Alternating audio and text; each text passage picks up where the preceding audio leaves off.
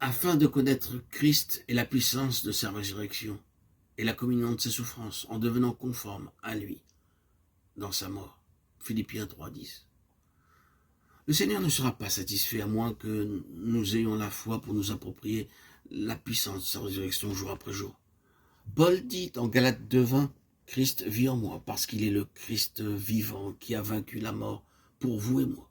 Le Christ vivant vit en nous pour vaincre nos tentations quotidiennes par la foi en la puissance de sa résurrection. Bien que les Éphésiens fussent enseignés par Paul, Apollos et Timothée, cependant Paul pria pour qu'ils puissent connaître la grandeur excessive de la puissance de Dieu, cette puissance même que Dieu déploya en Christ lorsqu'il ressuscita des morts. Éphésiens 1,16 à 20. Dans Éphésiens 1,3, il dit « Béni soit Dieu, le Père de notre Seigneur Jésus-Christ, qui nous a bénis de toutes sortes de bénédictions spirituelles dans les lieux célestes en Christ. » Pour jouir de telles bénédictions, nous devons savoir comment recevoir en nous la puissance de sa résurrection. Pour obtenir cette connaissance, cette fois, le Seigneur nous mènera à travers des épreuves, des souffrances et des difficultés. Tout comme Dieu a apparu 10 fois à Abraham, le Seigneur a apparu 10 fois à ses disciples après sa résurrection.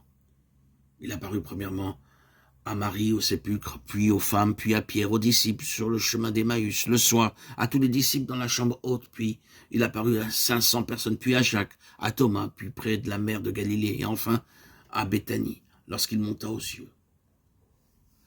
Y a-t-il rien qui soit étonnant de la part de l'Éternel? Genèse 18, 14. Nous sommes aidés dans notre étude si nous considérons ces apparitions dans leur ensemble. C'est-à-dire les apparitions de Dieu à Abraham et les apparitions du Seigneur à ses disciples. Dans Genèse 17, 1, le Seigneur déclare « Je suis le Dieu Tout-Puissant ». Il dit cela à Abraham pour qu'il jouisse de sa puissante force. Je suis le Dieu Tout-Puissant. Rien n'est trop dur pour moi. Rien n'est impossible à Dieu. Il peut tout faire. Le Dieu d'amour et de miséricorde désire que nous obtenions la foi pour expérimenter et jouir de la puissance de la résurrection de Christ. Dieu disait en fait, je suis le Dieu Tout-Puissant, je déverserai ma puissance en toi. Genèse 17, versets 2 et 6. Abraham demandait un fils tout au plus, mais le Seigneur lui disait, je te rendrai fécond à l'extrême, je ferai de toi des nations et des rois sortiront de toi. Sans cette expérience, Abraham n'aurait jamais pu connaître ce qu'il y avait dans le cœur de Dieu pour lui. De même, dans nos souffrances, nous ne saurons jamais ce que Dieu a dans son cœur pour nous et combien de bénédictions Dieu veut nous accorder.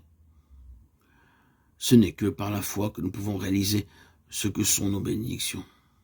Le diable essaie d'affaiblir notre foi continuellement. Et plutôt que de nous confier en Dieu, nous attendons à l'homme pour tout. C'est pourquoi nous trouvons partout dans le monde tant de serviteurs de Dieu qui souffrent.